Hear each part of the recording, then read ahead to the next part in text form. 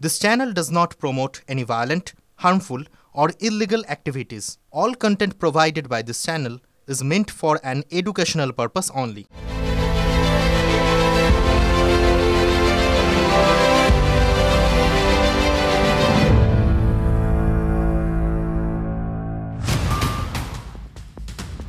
নমস্কার। আজকের ঠোঁটকাটা শুরু করছি একটা ভীষণ আশঙ্কার জায়গা থেকে। আশঙ্কা যে ওই চেনা কথাগুলো, চেনা শব্দ, চেনা বাক্যগুলো আবার বলতে হবে না তো আপনাদের সামনে। কোন চেনা? এতক্ষণ যা দেখালাম তাতে সন্দীপ ঘোষকে সামনে রেখে চেনা বৃত্তেই কি ঢুকে পড়লো আরজিকর কাণ্ড? এই প্রশ্ন তো ওঠে। চেনা বৃত্তটা কিসের? দুর্নীতির। শেষ পর্যন্ত সেই দুর্নীতি, যে দুর্নীতি নিয়ে বাংলা তোলপাড় হয়েছে, বিরোধীরা গলার শির ফুলিয়ে রাস্তায় নেমে চিৎকার করেছেন, এজেন্সির ধরপাকড় হয়েছে, পার্থ কেষ্ট বালুর মতো অনেক হেভিওয়েট জেলে ঢুকেছেন, সঙ্গে তাদের চেলা চামুন্ডারাও। কিন্তু কাজের কাজ ওই যে হলেন ও পরিচয়তে। ভোটে কিচ্ছু হয়নি, যেমন বেনি তেমনি রয়েছে। ইভিএম, প্রাপ্ত ভোটের অঙ্ক বিরোধীদের সব প্রত্যাশায় জল ঢেলে দিয়েছে। ফলে আরজিকরের বিষয়টা যত এই দুর্নীতির বৃত্তে ঢুকছে, ততই বোধহয় স্বস্তির শ্বাস ফেলছে বঙ্গের শাসক এই দুঃসময়েও। আর সেটাই চোখে আঙুল দিয়ে দেখাতে চাইছে ঠোঁটকাটা। দিনভর ইডি আজ দৌড়ে বেড়ালো সন্দীপ ঘনিষ্ঠদের বাড়ি বাড়ি। আজ ফুল অ্যাকশন মুডেই দেখা গেছে ইডির কর্তাকে। সকাল থেকে সেসব ছবি দেখেছেন মধ্যমণি সন্দীপ, সন্দীপের নিজের বাড়ি থেকে চন্দননগরের শ্বশুর বাড়ি, এয়ারপোর্ট এলাকায় শালিকার বাড়ি থেকে হাওড়া, সল্টলেক, সন্দীপ ঘোষ ঘনিষ্ঠ কারোর বাড়ি বাদ দেয়নি ইডি। এতে আরজিকরের প্রাক্তন অধ্যক্ষ সন্দীপের অস্বস্তি যে বাড়লো, ঠোঁটকাটার বলার আর অপেক্ষা রাখে না। না হলে হাইকোর্টের নির্দেশে দুর্নীতি নিয়ে নাড়াঘাটা হতে সুপ্রিম কোর্টে যাবেন কেন? সন্দীপ ঘোষের আর্জি খারিজ করে আজ প্রধান বিচারপতি বলে দিয়েছেন, এত উতলা হচ্ছেন কেন?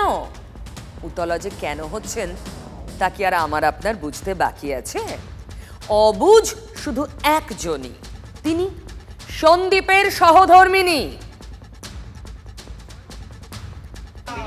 সম্পূর্ণ মিথ্যা। আমাদের যত ধরনের ইনভেস্টিগেশন এজেন্সি আছে, আমরা তাদের সবার সাথে ফুললি কোঅপারেট। মিথ্যাগুলো কেন হচ্ছে তাহলে? সময় প্রকাশ না। আপনারা বুঝতে পারছেন তো? যেটা বুঝতে পারছেন সেটা প্রকাশ। কিন্তু কাগজপত্র তো বলছে উনি ব্যাপক দুর্নীতি করেছেন, যে সমস্ত তথ্য পেয়েছে সিবিআই।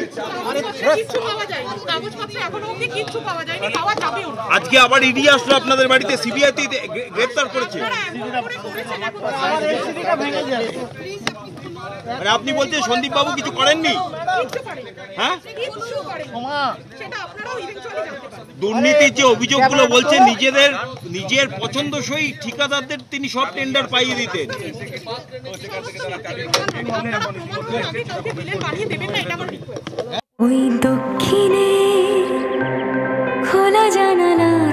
গাঙ্গুলি গ্রুপ আপনার পছন্দ বোঝে।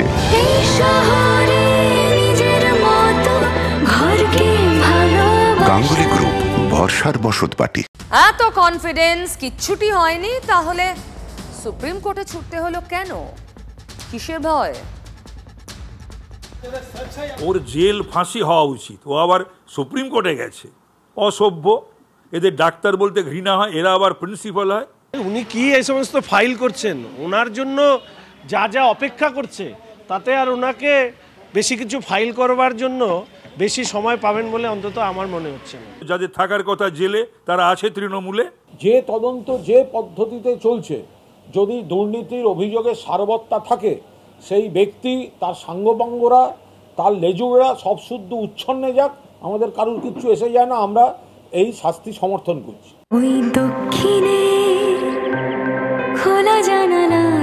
গাঙ্গুলি গ্রুপ আপনার পছন্দ বোঝে।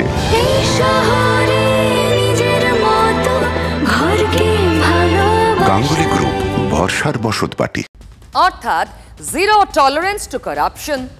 শাসক দলের মিডিয়া মুখ হলে যা বলে থাকেন, বিরোধীদের কথাও শুনলেন। সন্দীপ ঘোষ এখন বাংলার নাগরিকদের চোখে ভিলেন। লক্ষ্য করেছেন নিশ্চয়ই আপনিও। তিলোত্তমা ধর্ষণ খুনে একমাত্র গ্রেফতার হওয়া সঞ্জয় রায়কে নিয়ে যত না কথা হচ্ছে, তার চেয়ে অনেক বেশি চর্চায় সন্দীপ। অনেক ঘৃণা, সেই ঘৃণা থেকেই পাবলিকের হাতে চড় থাপ্পড়ও খেতে হচ্ছে। আর সন্দীপ গ্রেফতার হতেই শাসক নেতা শান্তনু সেন কি বলেছিলেন? ঈশ্বর বিচার করেছেন। কিসের বিচার?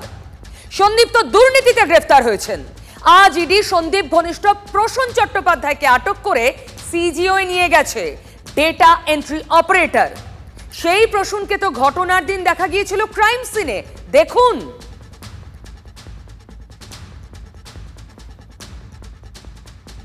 ক্রাইম সিনের ছবি দেখছেন, এই সেই প্রসূন। ক্রাইম সিনে উপস্থিত প্রসূন চ্যাটার্জি, যিনি নিজেকে সন্দীপ ঘোষের পিএ বলে পরিচয় দেন। প্রসূন চট্টোপাধ্যায় একজন ডেটা এন্ট্রি অফিসার। তারও নাকি সম্পত্তিতে আঙুল ফুলে কলা গাছ। আজ এই প্রসূন চ্যাটার্জিকেই আটক করা হয়েছে দুর্নীতির অভিযোগে। আটক করলো ইডি, পরে ছেড়ে দেওয়া হয়েছে বলেই খবর। সুপ্রিম কোর্ট শুধুমাত্র জাস্টিস ফর আরজি কর নয়, স্বাস্থ্য দপ্তরের কমপ্লিট র্যাকেটটাকে under the leadership of the health minister as well as chief minister এটাকে প্রপারলি এক্সপোজ করবেন। সিবিআই তদন্ত করুক। কনসার্ন ব্যক্তিকে সাপোর্ট করা, ডিফেন্ড করার কোথাও কোনো প্রশ্ন নেই। কিন্তু ধর্ষণ খুনের তদন্ত, ক্রাইম সিনে কেন ছিলেন প্রসূন? এই প্রশ্নগুলোর উত্তর কে দেবে? আর এই প্রশ্নগুলো আছে বলেই 2-2-4 সমীকরণটাও কি জিয়ে রাখতে চায় এজেন্সি। সঞ্জয়ের পর দ্বিতীয় আর কেউ গ্রেফতার হয়নি তিলোত্তমা ধর্ষণ আর খুনের ঘটনায়। শাসক দল চাপ বাড়াচ্ছে। শুভেন্দুদের বলতে হচ্ছে কোর্ট মনিটরিং তদন্ত হচ্ছে বলেই সিবিআই তদন্তে আমরা আস্থা রাখছি। খেয়াল করুন, ভীষণ চেনা পথে ঢুকে পড়েছে তদন্ত। পার্থ কেষ্ট বালুর মতোই। সেই দুর্নীতির টাকায় সম্পত্তি, সেই প্রাসাদের মতো বাড়ি। আজ যেমন ক্যানিং এ সন্দীপের পেল্লায় বাগান বাড়ির কথা জানতে পেরেছেন আপনি।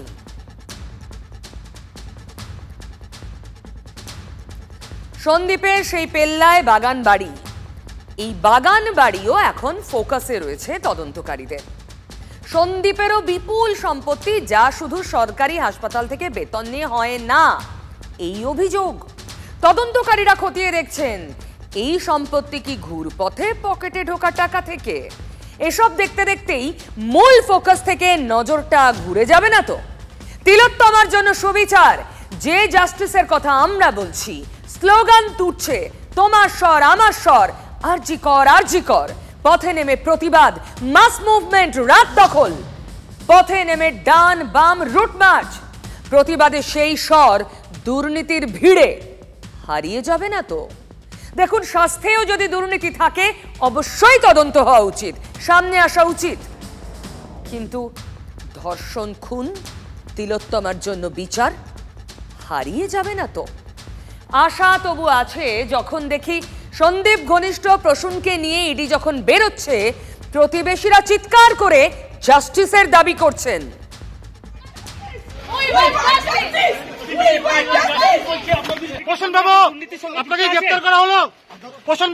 ও যদি মেয়েটির হত্যাকাণ্ডের সঙ্গে যুক্ত থাকে তাহলে ও শাস্তি পাবে, যদি না যুক্ত থাকে তাহলে শাস্তি পাবে না। তাহলে আমরা নিশ্চয়ই কিছু বলবো না।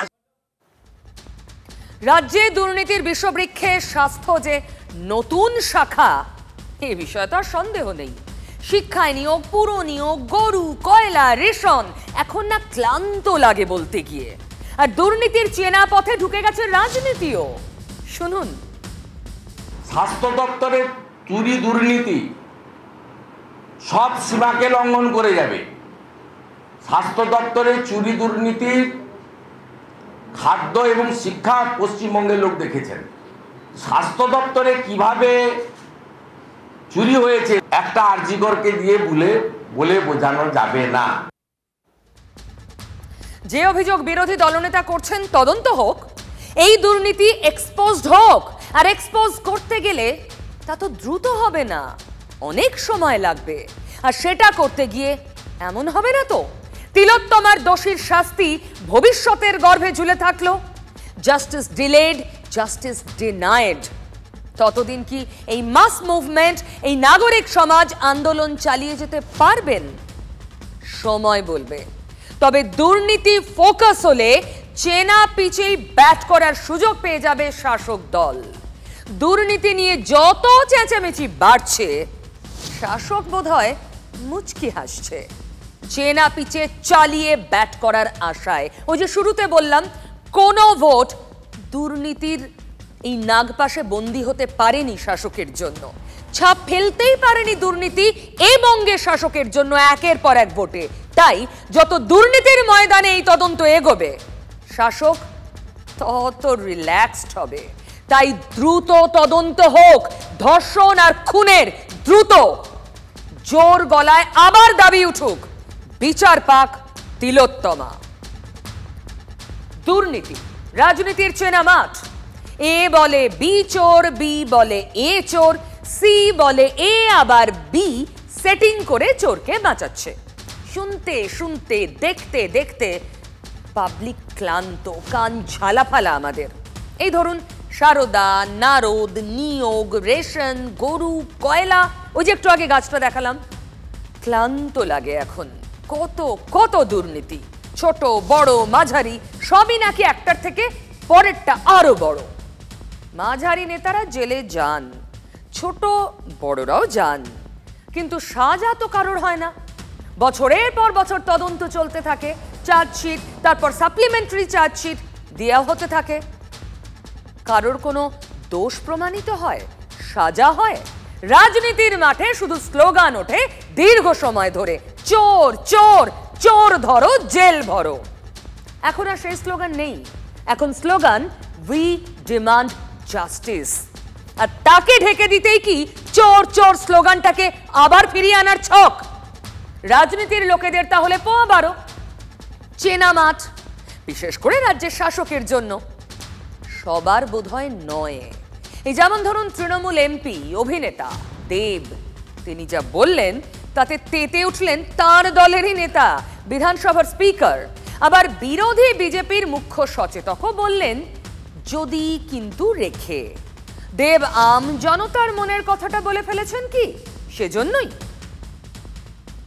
সমস্ত রাজনৈতিক দল সবাইকে যেভাবে ব্লেম করছে, আমরা টুইটারে বা সোশ্যাল মিডিয়ায় দেখছি যে আসামের চিফ মিনিস্টার আমাদের চিফ মিনিস্টারকে বলছে, আমাদের চিফ মিনিস্টার অন্য চিফ মিনিস্টারকে বলছে। এটা শুধু বাংলার বা অন্য রাজ্যের ইস্যু না, এটা আমার দেশের ইস্যু। এই কন্যাশ্রী বা রূপশ্রী বা বেটি বাঁচাও বেটি পড়াও কোনো মানে নেই যদি আমরা আমাদের দেশের বেটিদেরকে না বাঁচাতে পারি। যেটা দেব বলেছেন তার ব্যক্তিগত ব্যাপার, তবে কন্যাশ্রীর সঙ্গে একে রিলেট করার কোনো মানে হয় না। কন্যাশ্রীর একটা স্পেকট্রাম সম্পূর্ণ আলাদা। আমার তো মনে হয় সারা পৃথিবীতে একটা দৃষ্টান্ত স্থাপন করেছেন মমতা বন্দ্যোপাধ্যায় এই কন্যাশ্রী প্রকল্পে নিয়ে, এবং তাকে এত ন্যারো অ্যাঙ্গেল থেকে দেখার কোনো মানে নেই। আমাদের দেশে যেইভাবে রাজনীতিগুলো হচ্ছে, মানে আমার বন্ধু যদি অন্য দলে থাকে আমি সেটাকে বন্ধু বলতে পারবো না, কারণ বলতে গেলেই হয়তো কোথা থেকে আমার দল বা অন্য দল থেকে চালু হয়ে যায়। উনি বছরের সারা মানে নির্বাচনের আগের 6 মাস বাদ দিয়ে 4.5 বছর এক ধরনের কথা বলেন, আর নির্বাচনের সময় এক ধরনের কথা বলেন। আন্দোলনটা আন্দোলনের জায়গা এবং আমি সেটাকে সমর্থন করছি। শান্তিপ্রিয় আন্দোলনকে আমি সমর্থন করছি, কারণ এটা আমাদের গণতন্ত্রের একটা অধিকার। এগুলো সমস্ত বিলম্বিত বোধোদয়। তবু বলবো দেব তার যে এই ফিলিং এবং সে যে এটা বুঝতে পেরেছে, প্রত্যেকেই বুঝতে পারবে, আস্তে আস্তে সময় নেবে আর কি, বুঝতেও পারছে। ঠিকই তো বলেছে। যেভাবে রাজনীতি দলরা যেইভাবে রাজনীতি করার চেষ্টা করছে, এবং আমরা অনেক জায়গায় দেখেছি যারা প্রোটেস্টার তারা রাজনীতি দলের নেতাগুলো বলছে আপনারা এখানে আসবেন না, সেটাকে আমি সাধুবাদ জানাই। এই যে উনি এই কথাগুলো বলছেন, উনি যে দলের আছেন সেই দলের অভ্যন্তরে উনি এই কথাগুলো বলুন। এবং আজকের দিনে দাঁড়িয়ে রাজ্য যখন উত্তাল হচ্ছে, তখন ওনারা নিজেদের ইমেজ বাঁচিয়ে রাখার জন্য এই বক্তব্য রাখছেন। আমার মনে হয় যদি ওনার সৎ সাহস থাকে তাহলে উনি বেরিয়ে আসুন। এই সময়টা হচ্ছে কঠিন সময়, কারণ এত বড় আন্দোলন হচ্ছে গত 26 দিন ধরে, হয়তো সেই আন্দোলনের মধ্যে অনেকগুলো রেপ হয়ে যাচ্ছে, কারণ মানুষের ভয় নেই, কারণ আমরা পলিটিক্যালি ডিভাইডেড। এইটা কোনো একটা দলের লজ্জা নয়, এটা ভারতবর্ষের প্রত্যেকটা দলের লজ্জা। দেখুন, এই দেববাণী সত্যি বোধোদয়ের ফল নাকি এর জন্য সুচিন্তিত রাজনীতি কাজ করেছে সেটা এক্ষুনি এই প্ল্যাটফর্মে বলতে পারছি না। তবে দেব অতীতেও এমন উদাহরণ তৈরি করেছেন যা তার দলকে একটু অস্বস্তিতে ফেলেছে। দলের মুখপাত্ররা দেবের বিরুদ্ধে প্রকাশ্যে সোচ্চার হয়েছেন। দেব না হয় তার ট্র্যাক রেকর্ড ধরে রাখছেন, কিন্তু সুবোধ সরকার তিনি তো গত বেশ কয়েক বছর ধরে যদি আমরা হেঁটে যাই পেছন দিকে, কখনো রাজ্যের শাসকের বিরুদ্ধে মুখ খুলেছেন বলে আমি তো মনে করতে পারছি না। লেখক কবি সুবোধ সরকার, তারও কি আজ বোধোদয় হলো? দেখুন তো।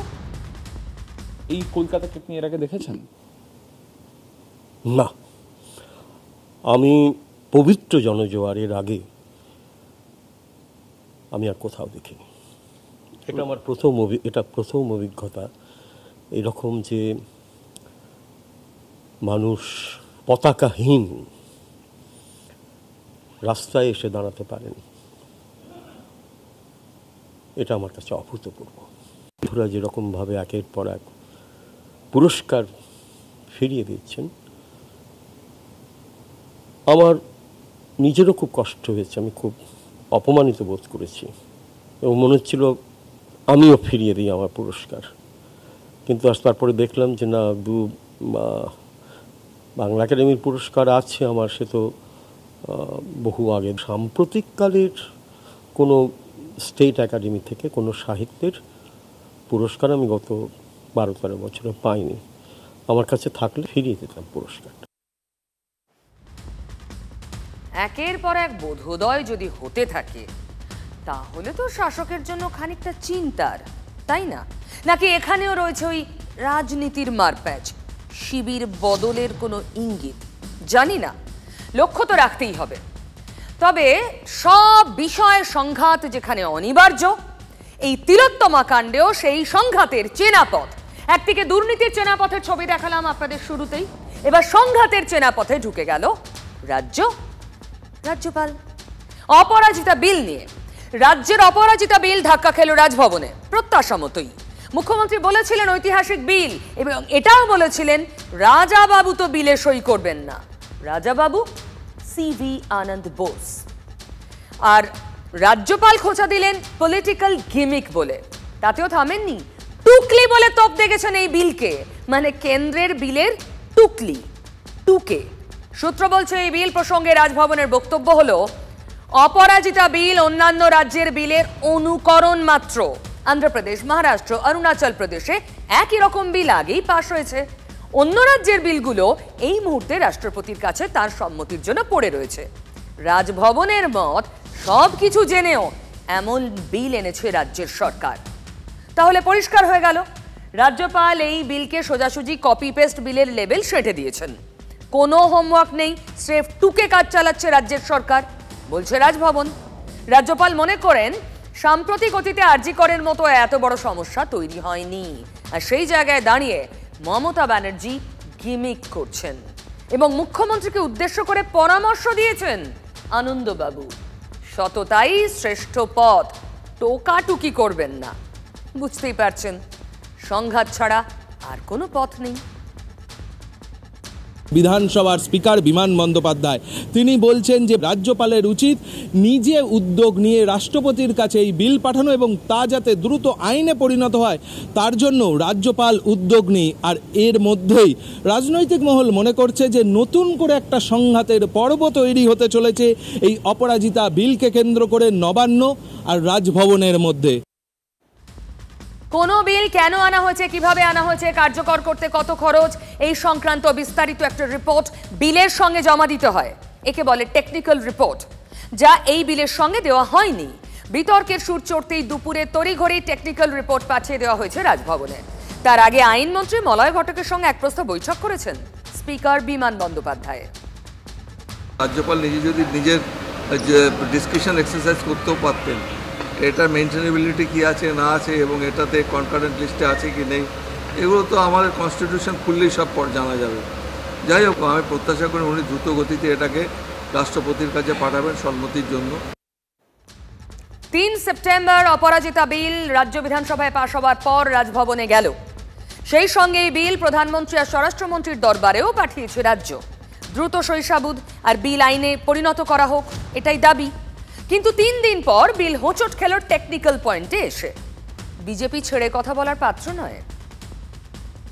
কতগুলো তো টেকনিক্যালিটিস আছে এবং রাজ্যপাল তো constitutional head of the state, তো সুতরাং তিনি নিশ্চয়ই সে সমস্ত দিক বিচার করে, এবং তারও সমস্ত অ্যাডভাইজার রয়েছেন, তিনি সে সমস্ত বিশেষজ্ঞর সঙ্গে কথা বলে যেটা মনে করছেন সেটা করছেন। আমরা আমাদের বলার সময় পরিষ্কারভাবে বলেছি, ফেসে গিয়ে ফাঁসির বিল তিনি এনেছেন। 2011 থেকে 2024 অবধি এতগুলো নারকীয় ঘটনা, ফাঁসির শাস্তি দিতে পেরেছে বা অপরাধীদেরকে ধরতে পেরেছে, ফলে এই বিলের উপযোগিতা কি এটা একমাত্র রাজ্যের মুখ্যমন্ত্রী বলতে পারেন। মানুষ এটা বুঝেছেন যে মমতা বন্দ্যোপাধ্যায় তার সার্বিক ব্যর্থতা এবং আরজি করের প্রাতিষ্ঠানিক সংঘর্ষণের বিরুদ্ধে মানুষ যখন সোচ্চার, মানুষ যখন স্বতঃস্ফূর্তভাবে রাস্তায় নেমে প্রতিবাদ করছে, তখন তার থেকে দৃষ্টি করাতেই বিল নিয়ে এসেছে। রাজ্যপালের উচিত অবিলম্বে এই বিলে সই করে দেয়া, ছাড়পত্র দেয়া। যদি তার কোনো অন্যথা হয় তাহলে তার মানে এই দাঁড়াবে, যেহেতু রাজ্যপালের বিরুদ্ধে এই ধরনের মহিলা গঠিত অভিযোগ আছে, সেই কারণে তিনি এই বিলটাকে নিয়ে জটিলতা তৈরি করছেন। তো এই ধারণাটা মানুষের মধ্যে হবে নাকি হবে না, এটা ডিপেন্ড করছে রাজ্যপাল কত তাড়াতাড়ি ছেড়ে দিচ্ছেন তার উপর। We want result. Responsibility goes to government. আমরা একটাও ভোটাভুটি চাইব না, আমরা ডিভিশন চাইব না, ফুল সাপোর্ট। বিল পাসের প্রশ্নে কিন্তু সাপোর্ট সিস্টেম হিসেবেই দেখা গিয়েছিল বিজেপিকে। তিলোত্তমাদের জন্য বিচারের স্বার্থে পশ্চিমবঙ্গ বিধানসভায় বিশেষ অধিবেশন ডেকে অপরাজিতা বিল পাশ করা হয়। এই বিলটি এখানে পাশ হওয়ার পরে মাননীয় রাজ্যপালের কাছে যাবেন, তিনি তাড়াতাড়ি এটা পাশ করলে এটা রাষ্ট্রপতির কাছে যাবে, রাষ্ট্রপতির কাছে গেলে এটা আইনে পাশ হবে, এবং এটা আইনে পাশ হলে এটা একটা ইতিহাস হয়ে থাকবে এবং সব রাজ্য এটাকে আগামী দিন মডেল করবে, মনে রাখবেন। এই মডেল প্রশ্নেই বাদ সেধেছে রাজভবন। মডেল আবার কিসের? রাজভবন বলছে কপি পেস্ট বিল, এক কথা বিরোধীদেরও। রাজ্যপাল মহোদয় তো এক্সপোজ করে দিয়েছে, কি করেছে জানেন? এই বিলটা 3টে রাজ্যর বিলকে কপি পেস্ট করে দিয়েছে মলয় ঘটক, অন্ধ্রপ্রদেশ, মহারাষ্ট্র আর অরুণাচল প্রদেশ, একদম হুবহু। এই রকমের বিল এর আগে মহারাষ্ট্রে এসেছে, অন্ধ্রপ্রদেশে এসেছে, এটা কোনো নতুন কিছু নয়। কেন্দ্রের আইন অনুযায়ী ফাঁসির ব্যবস্থা থাকার পরে মমতা ব্যানার্জির মনে হলো নতুন আইন আনা দরকার। অন্য রাজ্যে কি হয়েছে না হয়েছে তার প্রেক্ষাপট আর পশ্চিমবঙ্গের প্রেক্ষাপট সম্পূর্ণ পৃথক। কোন রাজ্য কোন প্রেক্ষাপট এনেছে সেটা তাদের ব্যাপার। বোঝাই যাচ্ছে বিতর্কের সাগরে দোলা লেগেছে। তিলোত্তমার জন্য বিচার চাই, জাস্টিস ফর আরজি কর স্লোগান তো উঠছে বারবার। স্রোতের মতো প্রতিবাদের ঢেউ আছড়ে পড়ছে দিকে দিকে। রাজভবন বলছে এই বিল দ্রুত বিচারের পথ বেঁধে দেবে, কিন্তু সে পথ কি এত সহজ? সংঘাতের রাস্তা এড়ানো গেল কই?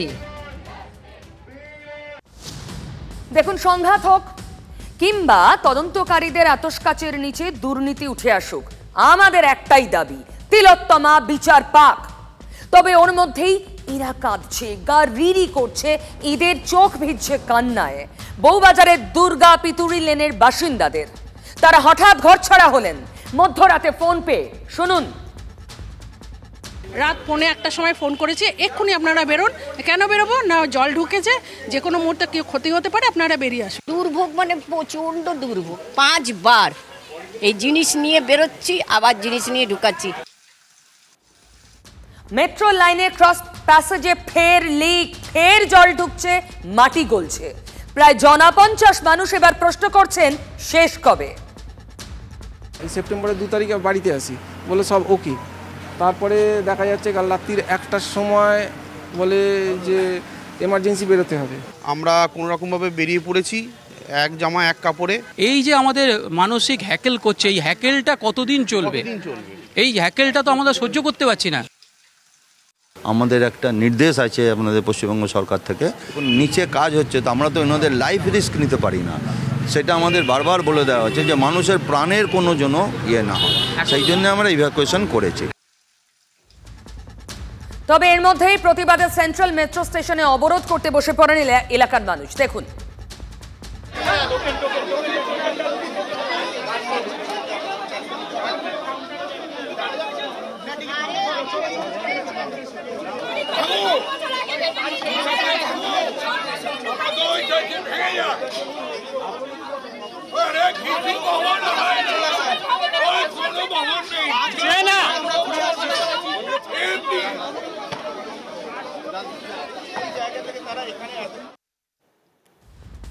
কিন্তু কি আশ্চর্য জানেন, রাগ হওয়া উচিত মেট্রো কর্তৃপক্ষের বিরুদ্ধে।